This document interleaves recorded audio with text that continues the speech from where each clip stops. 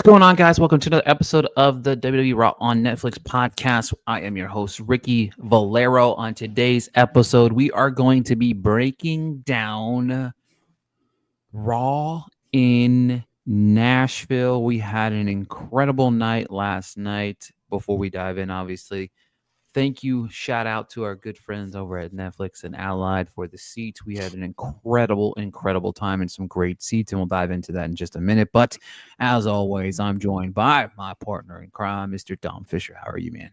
Finally, Ricky and Dom are back on the podcast. Damn it. Man, good, man. You know, the one good thing about a live wrestling event, two things. One, you're going to be tired. And two, it feels so worth it. Like the next day, you have that kid excitement left over, like you just had Christmas morning the day before, and you're like, look at all the pictures I took, look at all the things I got, look at all the things I saw. Like, it's a good time. Yeah, it was a blast for sure, man. You know what I mean? Like we went there, we had a good time, we were balling. It was just a blast. You know what I mean? Like and the crowd was hot and the card was pretty solid. I mean, not to go too deep yet, but there was some pretty damn good wrestling matches, if you ask me. And not too much surprise here that we keep on talking about every freaking week, but these women's keep on stealing the spotlight. But yeah, it was such a cool experience to be there. You know what I mean? Like it was just such a fun atmosphere. You can just tell that you got people all over the place, just kind of excited to watch wrestling. You know what I mean? And where we got to watch it, I'm trying to pull up pull up a picture here. But the seats were incredible. You know what I mean? Like we felt like we were smack dab in the middle Yeah. of the damn ring. You know what I mean? Like we were looking good. You know what I mean? Let's see here. Oh Yeah, it nope, was that's me. definitely like we knew like where we were sitting, and you can look at it on, Bridgestone seating charts, and then you get down there, and you're like, oh, like we had some, we got some seats. Yeah, exactly. And it was the crazy part too. Ricky and I both posted things on social media like that we were there, and as you're scrolling through the day, you start realizing how many people that you knew that you didn't realize were wrestling fans. I saw so many different people on like Facebook that were there, and I was like, I didn't even know they watched wrestling. And I think that's the one thing that wrestling, unlike other things, is capable of doing, is that even if you're not a super huge fan, it's such a fun live event that you just want to go and experience it. And I think that's what people are doing, along with the millions and millions or thousands of of wrestling fans. Yeah, exactly. And it was such a great time. And one of the things that is completely understated is the pure fact that the Jey Uso thing, it's a whole different ballgame live. Like it's when you watch it live at home, you're like, man, that crowd's really crazy for him. And Yep. you're like, man, he's really over. He's got the fan backing. It puts a lot of the doubt of everybody saying, oh, he didn't deserve to win. He didn't deserve to win, et cetera, et cetera. But when you experience that live, it's one of the craziest things you'll ever see. You know what I mean? It was crazy because, I used to be a professional wrestler in my time. I wrestled for about 6 or 7 years, and you chase those highs, and it's like it gives you goosebumps watching him. Somebody that's fought hard. You know what I mean? Yeah, sure. You know what I mean? He's a nepo baby in some sort of aspect of things. You know what I mean? Sure, he might be grandfathered in, but you're only grandfathered in to a certain extent. You got to be able to perform, and you got to be able to. It's not easy to have an entire crowd just eating at the palm of your hands. I love his entrance was phenomenal. My favorite part of the entrance is how exhausted and how blown up he is by the time that he gets down there. I noticed It's that too. He'll it's get in so there and he's funny. like, oh, fuck. And then they were like started to chant one more time. He's like, oh shit, I, you know what I mean? But But yeah, man, tell me your thoughts on that whole thing, man. That whole Jey Uso thing, man. It was an experience, right?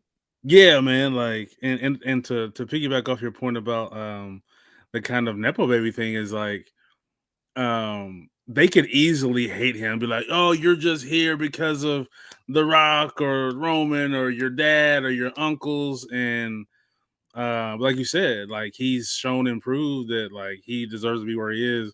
But yeah, that for one, I already said that, watching it on TV, as soon as I hear that, I'm smiling. I'm like, you feel that energy, but to see it in person, like, I'm like, yo, my nipples is hard. This shit is exciting as hell. And, I had, brought my mom with me, who's a huge wrestling fan, and she is ecstatic. She is like, I'd never seen her besides like my football games when I was younger. I'd never seen her that excited, and it's just kind of cool to see like the feeling that she had is what you see out in the crowd is just this pure joy of like I love this wrestling thing. Mute. It was awesome experiencing her, experiencing that with her. You know what I mean? We went to the show. You know, it was me, you, your mom, and my wife, and we just it was a great time. You know what I mean? Great seats, great time. And once the USO situation started kind of unpiling, they did the one more time thing. It almost felt like it was being dragged out for a reason. And what's crazy is you're so caught up in the moment. I never saw Gunther. I I don't know didn't where either. that. I still don't know. I didn't watch it back or whatever, but I still don't know where that man came from. Um, I looked at Rick and I was like, yo, I didn't see him. Where did he fucking come from? yeah, I had no clue where he came from, but Gunther comes out and kind of beats the piss out of Uso. Man, you know what, man, I love Gunther. You know what I mean? I love the guy. I think he's a great champion. I think he's a great competitor. I think he's even better and better on the mic every time he talks. And of course, this leads to Jay announcing that at WrestleMania he will be taking on Gunther for his title. And before we dive too deep into that, I think that if you're going to have Jey Uso win the WWE Heavyweight Championship, they need to main event night two. And I understand you have Cody Rhodes and all these other things. Cody Rhodes probably ain't losing his title. Okay, so let's put it that way. Jey Uso needs to main event night two of WrestleMania, especially if he's going to win. There's nobody quite over like this guy right now, and I think that'd be important. But what do you think about the prospects of Gunther and Jay at WrestleMania, and what did you think about that whole dynamic? I think I mean we've already seen Jay got close at main events and like really close, and I think that this is like brewing up to be like boxing level rivalry to where or UFC, you're you know like what's his name, Chuck Liddell and I can't remember the other guy's name, Tito Ortiz. This kind of back and forth where you have these two guys and they both got each other's number, and it just depends on who's got that extra something that day. So I think if we do see Jay come out victorious, that it's not going to be long before Gunther gets a rematch, or like he said leading up to this fight, he said, "You pick me, I'm gonna make your life a living hell until that match." If Jay wins, it's gonna be the same thing. Gunther is gonna be on his ass. And what's interesting is I think I had somebody ask me today.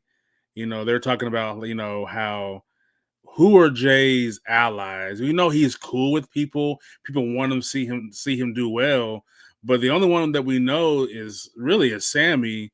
So if something happens throughout between now and WrestleMania, like who's going to have his back? And I think that's like an interesting story going forward. Is like who's going to have his back when he's getting the hell beat out of him out of the blue.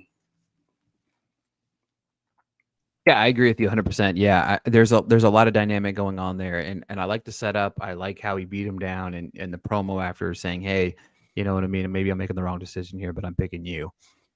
Um, so Our first match of the night was Liv Morgan and Raquel Rodriguez versus Dakota Kai and Io Sky. This is Dakota Kai's first match back in a couple weeks. Um, Look, I I don't know what's going on in the women's locker room. I don't know who's doing what. Maybe I'm about to Google it while Dom's talking. This match was a fucking banger. Okay. Yeah, I swear it's like they're in the locker room with MJ and Space Jam, and they got the special stuff, and they're all just passing it around before they come out to these matches because, I mean, even like when you look at Liv last week, busted lip, right? She has a couple, like a week to heal, busted eyebrow last night. Um, EO is like all over the place, man. Like she started off as somebody that like when I first got back, and that's what I think that's for one. They've been doing a phenomenal job marketing online because that's how I kind of got back into wrestling like 2 years ago, a year ago, was seeing it on Instagram and like, yo, I kind of want to see this, what's going on. But I saw Damage Control, and it was more of the Bailey show, and EO was kind of always in the background. She didn't get to speak a whole lot, and it was kind of like, who is this, right? And she's renowned all over the world, but in WWE she was playing the background role, and now that she's out in front, really since she lost her title, she's been whooping ass everywhere, and she has gotten tremendously better. And even with people who maybe didn't think that don't think Liv's a great wrestler, she's been proving herself the past couple weeks as well. um Raquel, bully, bully, and Dakota. I really just feel like she is still hurt. I feel like she's battling through some injuries because I just feel like she's always a little more ginger, and I kept keeping an eye on that knee throughout the match, and I was like, I don't know. I know she. If we asked her, she'd probably say, "No, I'm 100%." But or she'll say the classic fighter thing where you're never 100%, right? But I definitely think that like she's a little ginger because EO carried that match. Like she got beat for like 5 minutes and couldn't go anywhere. Like that was incredible. Like I was like, she is taking a beating and is somehow still able to jump off the ropes.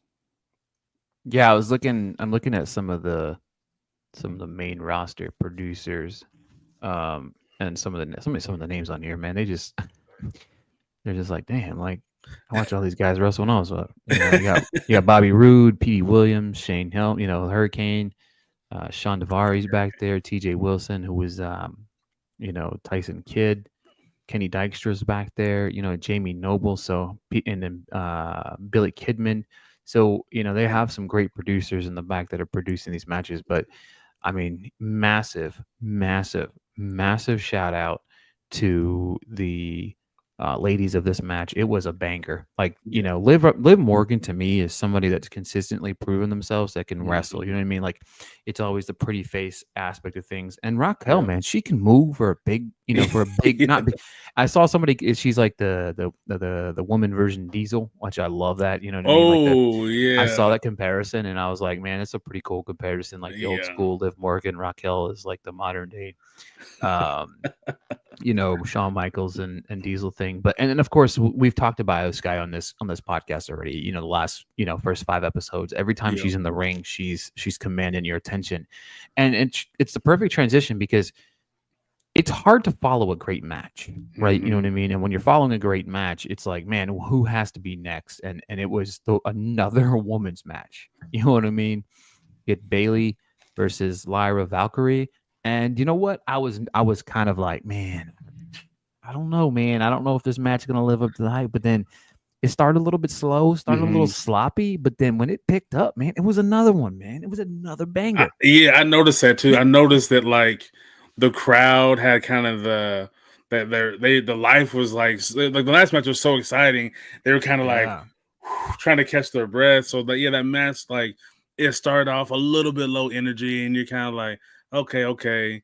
and then Bailey and Lyra know how to turn it up, and I feel so bad for Lyra because I feel like since she's won that title, she's been getting her ass whooped, and you know I don't know what she thought was gonna happen against Bailey because Bailey is OG right now, you know what I mean, and she I think one-on-one, besides maybe Rhea, I don't think there's really anybody that can beat Bailey. Honestly, she's too tough. She's too smart. She'd have trouble with Nia Jax, but I think she would eventually take her out too. So it's gonna be interesting going forward, like what her role is gonna be going forward. Yeah, there's definitely an interesting dynamic happening with a lot of different things with this roster. So let's see here. We had the AJ Styles promo, which, look, I mean, AJ Styles, fantastic wrestler. Fantastic wrestler. Awful on the microphone. Awful on the microphone. And even when Dom comes out, which again, another thing like the Jey Uso thing, something that you have to experience Yeah. in person, because again, you come from the old school days of they would pipe in, boos and cheers for for people watching at home and stuff, and it's like, nah, man, that shit's legit. Like they hate Dom. Like Yeah. that dude tries to open his mouth, and how Dom handles, and this is like jumping ahead to the end of the show here, but how Dom handles the booing while he talks is how Logan Paul needs to understand how to handle it at the same time. Feed into the people a Yeah. little bit more instead of worrying about you can say less and still get the same point across because the people hate you so much.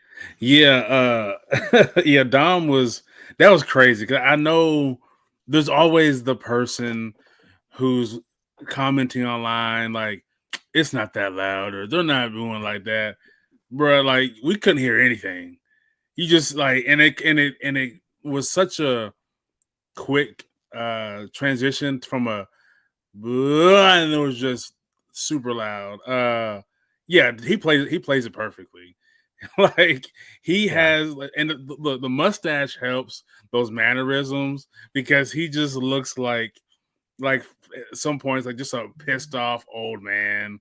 And yeah, AJ he tried to throw some digs at him. It didn't quite hit like he wanted it to because it was very playground. You're still gonna be Rey Mysterio's punk kid, and it was like, Yeah. ooh, that hurts. What are you wearing? You know what I mean? Look at him wearing those little tight Yeah, what are purple you wearing? pants. Purple pants. Purple pants. Yeah, it was. I Um, freaking love Dom, dude. Like yeah, I know he's the heel, and I think we mentioned this before. I think it's just fun to hate him because he knows how to take it. Because he's yeah, just there's that you can see like it's weird to like see somebody exude charisma without saying anything. Like he just has that air of confidence when he comes out, and you're like, you want to hate it, but you kind of like him. You gotta kind of like him. I'm like, his name's Dom. Dom's Unite. Damn it. You're not no Dom slander. Damn it. I mean, Dom Toretto, Dom Mysterio, Dom Fisher. Damn it. I'm to be honest with you, I'm not mad. I like Dom too. I think he's pretty awesome actually. I really did enjoy this. Which comes to my next point, match 3. Look, guys, I've seen it live now. Okay, I've seen it live. All right, you can call me a hater if you want to call me a hater, but the War Raiders suck. Okay, I'm sorry. I'm sorry. Okay, I'm sorry, guys. They suck. And I'm going through the roster, and I'm trying to find. So I'm going through this. They have the Raw background behind them. I'm looking for. So we have the New Day as a tag team. Okay, let's see here. We have the New Day. We have the LWO, which you can tag team any of those guys, I guessed. You have the Judgment Day, which obviously you can tag team any of those guys. Let's see here. The Creed brothers, who they faced in this match. I got something to say about those guys in a minute. Just give me a minute. Give me a minute, boys and girls. American Made. which I guess are the Creed brothers too. Yeah. Alpha Academy, which I please God no. And then the A Town Under Down Under. Okay, so that's like the tag team slash factions overall. I believe wholeheartedly that they need to find some new tag teams because the Creed brothers ain't it. I'm sorry. No, The no. what I would like to call the the old Charlie Haas and Shelton Benjamin Oh yeah, yeah. rip-offs, you know what I mean? Like these guys are trying to rip off of the whole Kurt Angle thing with the whole American flag thing. They got to Dun, go. They got to go. We got to get rid of these guys. These guys are bums. Send them back to the old NXT, whatever you got to do. And then we have, the War Raiders. They do absolutely nothing for me. These guys are bums. Like the one I guy, do the like the heavy set. taller one. Which one's the heavy set guy? I don't know if it's is it Ivan or Ivar and Eric. I think Ivar is the Come on, bigger man. guy. War Raiders. Okay, I so here we think. go. Ivar's the bigger guy. Yeah. So look, my thing is this: very impressive some of the stuff that he's Yeah. capable of doing, but very sloppy. Like, Yeah. I'm sorry, but if you have a guy that big that's doing big things, you don't want him to mess up because there's a possibility of getting severely hurt because that is a big boy. You know what I mean? Yeah. And it's, Yeah. again, cool that he can do it. Get rid of the cartwheel. That's not a real cartwheel, man. I'm sorry. You know what I mean? Like, it's the fat boy cartwheel. You know what I mean? I could probably do that cartwheel. We could all do that cartwheel. That's the fat boy cartwheel. We're all going to do it. But I know you might you might like the guys. I don't know what you feel about the match. I didn't care about the match. I don't care about these guys. I didn't care about either team.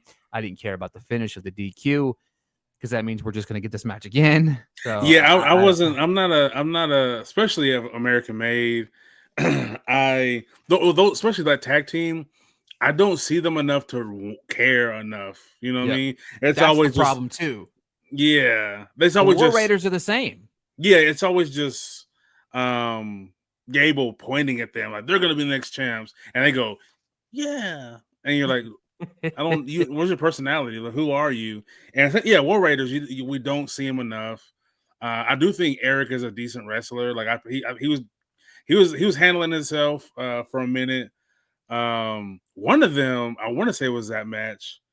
There was a slam that I was like, oof, that was real fucking iffy. But yeah, I think we talked about this before too. They need more something.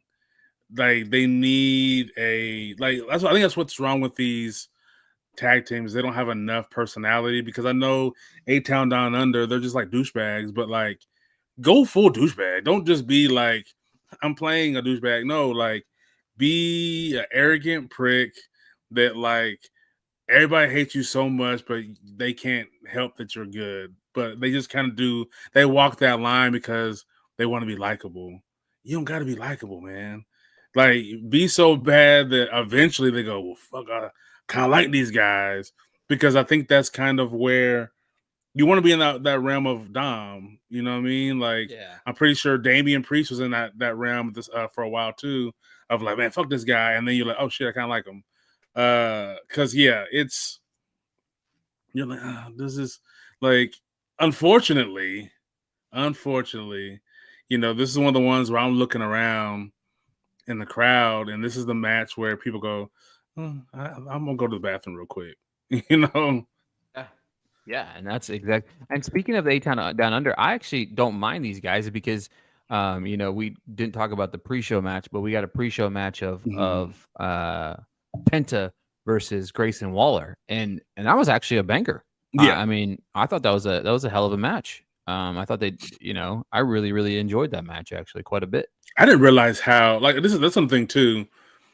You don't realize like everybody looks big on TV. All these people are like jacked, like Hmm. and it's not no like it's not show muscles. I mean, they have the show muscles, but they're putting them to good use. But like fucking, they're jacked. I was like, oh shit. I need to go Yeah, to the gym.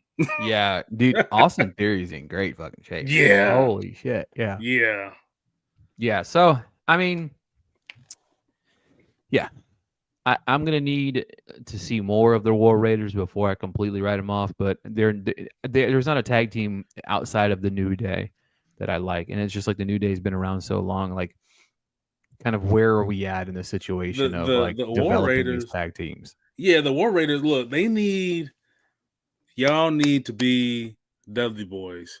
They Y'all need need to to be. be heels. I don't know. I don't like them as good guys I either. don't Like, either. yeah, they're just You're a War Raider. Why the yeah. fuck are you a good guy?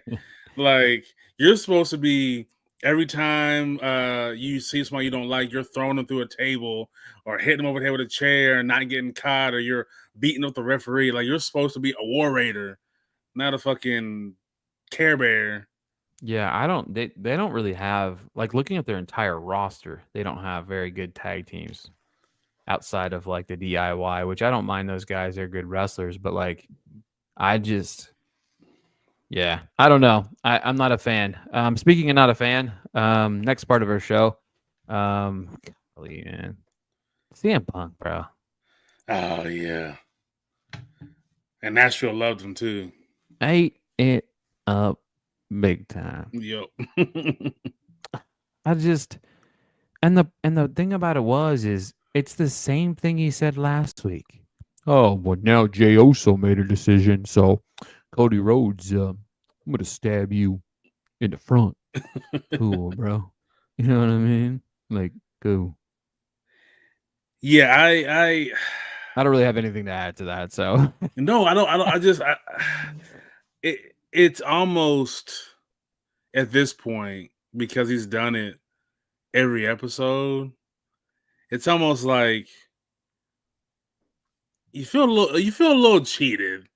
You know, I already was a little mad that Rhea was there, but we didn't see Rhea.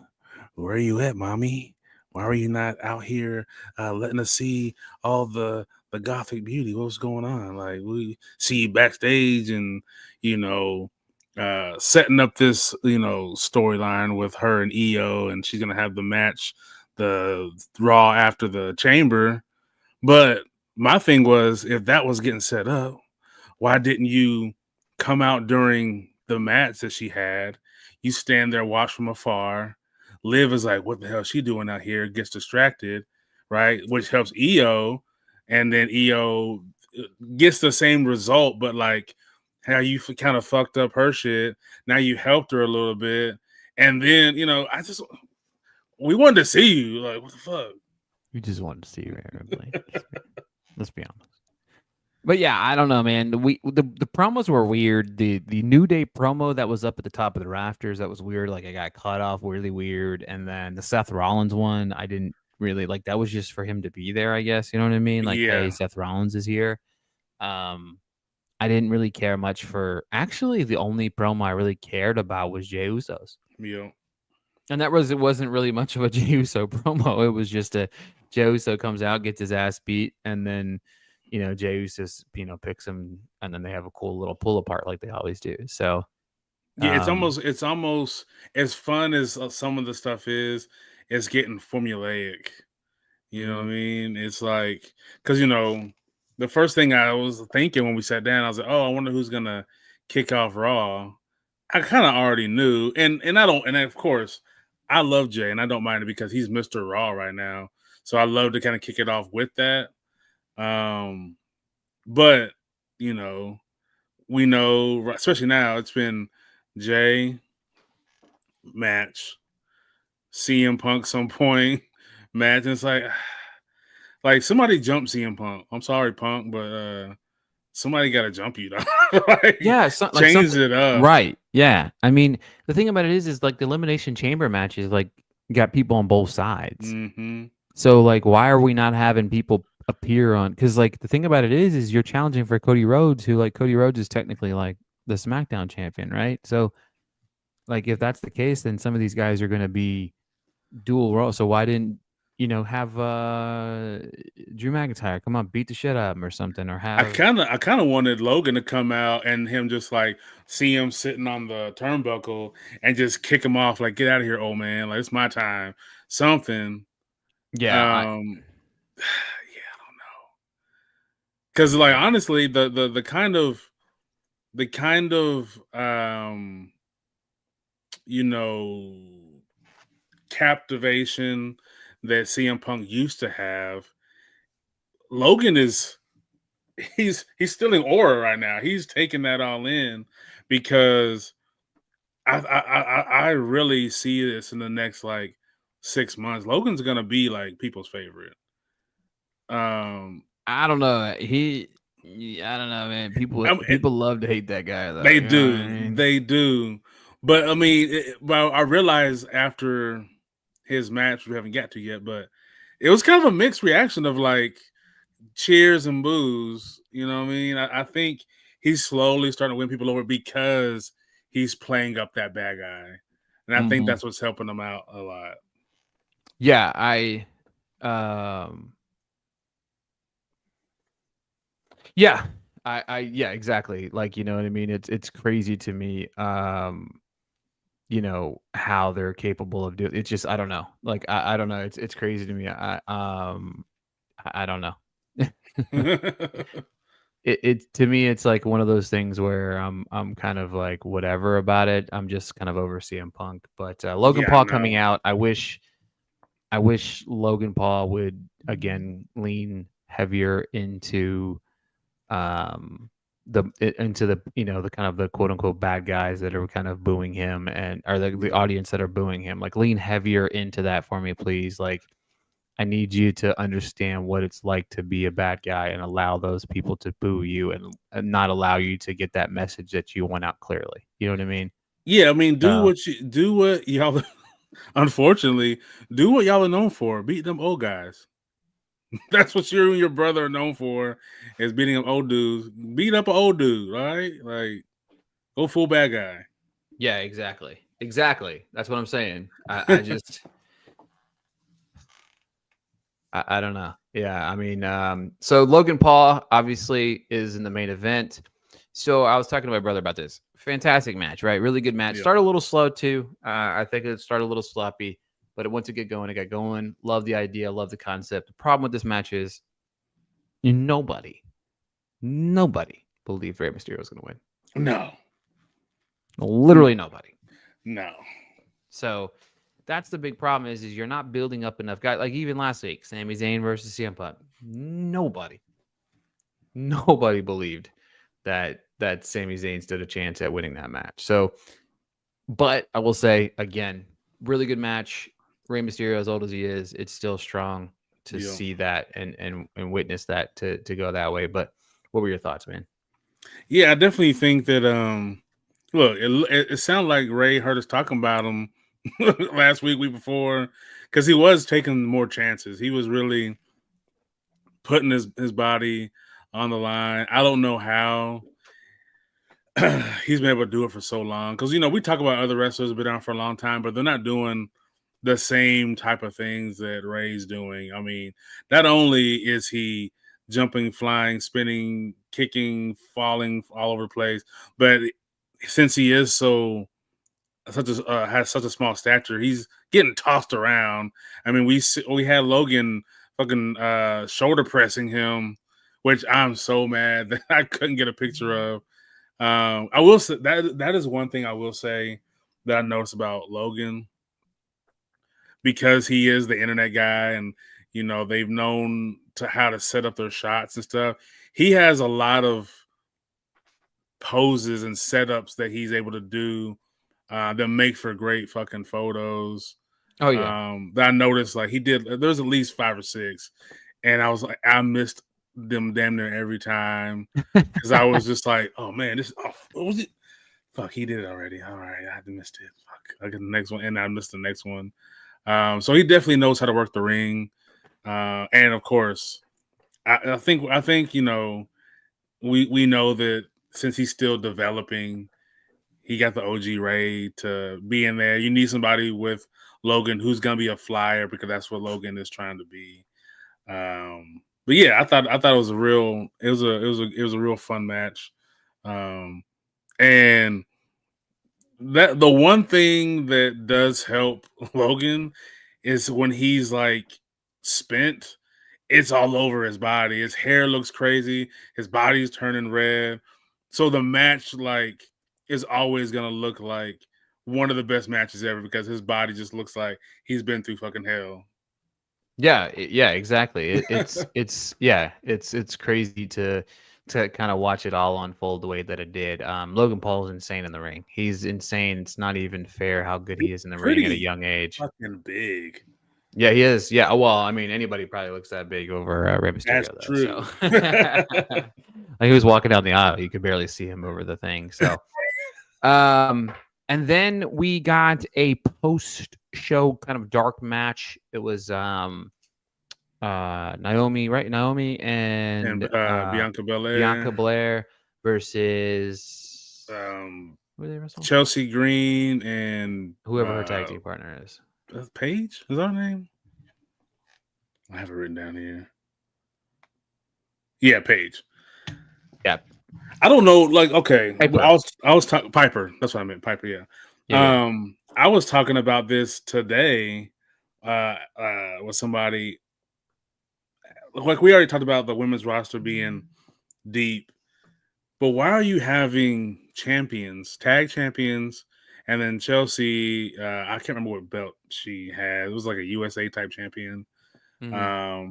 Why are they in a dark match? Like, why is this not like I one of get they them? have only like so amount of time, but like I'm trying to remember like how many times have we